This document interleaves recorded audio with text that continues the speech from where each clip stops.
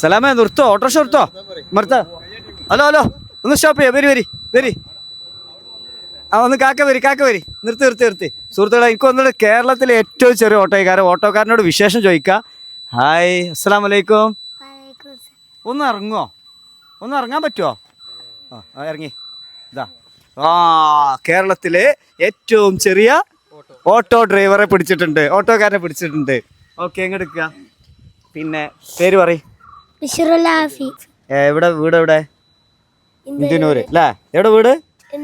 ഈ ഓട്ടോറിക്ഷ ആരുണ്ടാക്കി തന്നാണ്? ഇപ്പച്ചി. എവിടക്കൊക്കെ പോയി? ഇവിടൊക്കെ ഇറങ്ങുവോ? അപ്പോ സുഹൃത്തുക്കളെ, ഞാൻ ഇന്ത്യനൂരാണുള്ളത്.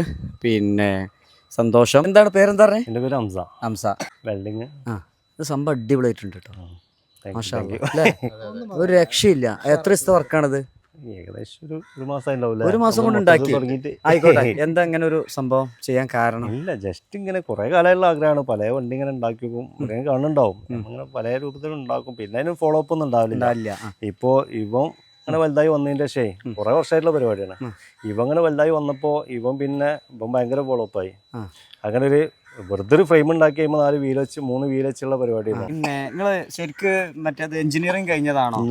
മെക്കാനിക്കോ? ഞാൻ ഒന്നും ചെയ്തില്ല. ഏതുവരെ പഠിച്ചിട്ടുണ്ട്? പ്ലസ് ടു വരെ പഠിച്ചിട്ടുണ്ട്. പക്ഷെ ഇത് നോക്കി നിങ്ങൾ ഇതിന്റെ ബ്യൂട്ടിയും അതിന്റെ സ്റ്റൈലും ഞങ്ങളൊക്കെ ചിരിക്കുന്നു അതിന്റെ ലുക്ക് വൈസ് കണ്ടിട്ട്. ഓക്കെ, എന്തൊക്കെയാ ഇതിന് മെറ്റീരിയൽ ഒന്ന് പറഞ്ഞു കൊടുക്കുക പ്രേക്ഷകർക്ക്. മെറ്റീരിയൽ എന്ന് പറഞ്ഞാൽ ഏകദേശം നമ്മളിപ്പോ പുതുതായി നമ്മള് ഇത് നിർമ്മിക്കുന്ന പറഞ്ഞാല് പഴയ സ്ക്രാപ്പ് സാധനങ്ങളായിട്ട് വെച്ച് ചെയ്തതാണ്. ഇതൊരു പഴയ എന്തോ വണ്ടിന്റെ ബോർഡിന്റെ ഈ സാധനം 2 പീസ് വെച്ചിട്ട് ഇത് ഫൈബറാണ് വരുന്നത്. പിന്നെ ബാക്കിയൊക്കെ വേസ്റ്റ് തകിടും സാധനമൊക്കെ വെച്ചിട്ട് ചെയ്തായിരുന്നു. അതിമ 3 വീല് വെച്ച് ഇങ്ങനെ ചെയ്ത കാര്യം എന്ത് ചെയ്തു, പിന്നെ ഇവന്റെ ഫോളോ അപ്പിൽ എന്ത് ചെയ്തു, ഫ്രണ്ടിൽ ഗ്ലാസ് വേണമെന്ന് പറഞ്ഞു. അതൊരു ഗ്ലാസ് സെറ്റ് ചെയ്തു. അപ്പോൾ പിന്നെ ഈ ഇത് വുഡ് കാലൊന്നും ചെയ്തിട്ടുണ്ടായിരുന്നില്ല. അപ്പൊ എനിക്ക് തന്നെ ഒരു പേടിയായിരുന്നു, വുഡൊക്കെ ചെയ്ത് അതിന്റെ ഉള്ളിൽ എന്തെങ്കിലും ആവുമോന്നുള്ളത്. പിന്നെ അവൻ തന്നെ പറഞ്ഞെന്ത് വുഡ് വേണം, സീറ്റ് വേണം. പിന്നെ എല്ലാം കഴിഞ്ഞപ്പോൾ അവൻ പറഞ്ഞേ വണ്ടിക്ക് ലൈറ്റ് വേണം. അങ്ങനെ ഹെഡ്ലൈറ്റ് വെച്ചപ്പോൾ പറഞ്ഞേ അങ്ങോട്ട് ഓടിക്കുമ്പോൾ അങ്ങോട്ട് ഒരാളുടെ ലൈറ്റ് വേണം, ഇൻഡിക്കേറ്റർ വേണം എന്നുള്ളതാണ് അവൻ പറഞ്ഞു കൊണ്ടുവന്നതാണ്. ഓൻ്റെതായ ശൈലിയിലെ കാര്യം പറഞ്ഞേ. അപ്പോൾ ഇൻഡിക്കേറ്റർ സെറ്റ് ചെയ്യാനുള്ള കാര്യങ്ങൾ ചെയ്ത്. പിന്നെ ഇന്നലെ അങ്ങനെ പറഞ്ഞേ ഫോണ് വേണം എന്ന് പറഞ്ഞേ.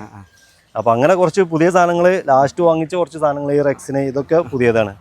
ബാക്കിയൊക്കെ പഴയ സ്ക്രാപ്പ് സാധനങ്ങൾ. അയൽവാസിയാണ്. നമ്മൾ കാണുമ്പോൾ തന്നെ അതേപോലെ എന്തെങ്കിലുമൊക്കെ സംഗതികൾ ഉണ്ടാവും എൻ്റെ അടുത്ത്. ഇതിനു മുമ്പ് ഒരു ഡ്രില്ലിംഗ് മെഷീൻ വെച്ചിട്ടൊരു സംഭവം ഉണ്ടായിരുന്നു. പണ്ടത്തെ ഓട്ടോറിക്ഷൻ്റെ ആ വുഡ്, ആ കമ്പി എല്ലാം അതെ പെർഫെക്റ്റ് ആണ്. ഫോൺ ഉണ്ടെന്ന് പറഞ്ഞു അല്ലേ? ലൈറ്റ് ഓണാക്കി. പിന്നെ ഇത് നമ്മുടെ വീട്ടിന്റെ മുന്നിൽ ഇങ്ങനെ ഒരു കോൺക്രീറ്റ് റോഡ് ഉണ്ട്. ഇപ്പൊ സലാമില് ഞങ്ങളെ വീടിന്റെ മുന്നിലുള്ള അവിടെ ഒരാൾ കൂടെ വന്നിട്ട് ഇപ്പോ ഇത് ആദ്യം ഇല്ലാത്തൊരു സാധനമായിരുന്നു ചാവി.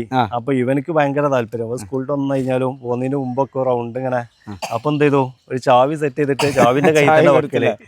അതോടുകൂടി പിന്നെ ഞാൻ ഉണ്ടെങ്കിൽ മാത്രമേ എന്തേ ഉള്ളൂ ഓനെ എടുക്കുള്ളൂ.